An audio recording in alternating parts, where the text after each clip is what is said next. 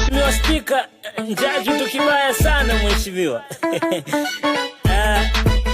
Asante Mheshimiwa Spika, nashukuru umenipa nafasi tena. Hoja zipo nyingi alafu mimi sina budi kusema. Mambo yapo mengi inabidi niseme nayo, na kama kuna taarifa mtampa miradi hayo. Kuhusu swala la mapenzi kumambo amekuwa shwari, la vijana wengi sikizo wanateswa na njaa kali.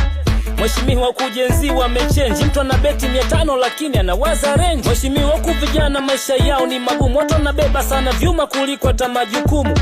Mheshimiwa di mimi na tafakari, hata wasome wanatamani ile kazi Doto Magari. Hakuna kitu kingine mheshimiwa labda njaa, yani siku hizi kila mtu anatamani kuwa star. Kuna vitu vingine mheshimiwa ni aibu, walokesha darasani ndo sasa hivi wanakesha live. Kwenye swala la njaa kuna yes au no, usipofunzwa na walimu utafunzwa na Kariakoo. Yani unapambana sana kupata ma-GPA, ukimaliza chuo mtani unakuja kuwa DJ. Mheshimiwa hapo nadhani tu inabidi uelewe, huku kila kitu fursa, aibu utaona wewe.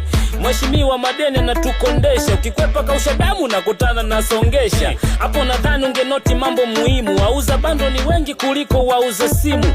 Mimi naomba ungelelewa jambo hili, hata ukifanana na msanii siku hizi ni dili. Mheshimiwa hichi kizazi kina watu, nadhani baada ya muda utamwona pacha Mwijaku. Hapo inabidi kuwa mpole, muda ukisonga utamwona pacha Juma Lokole mheshimiwa.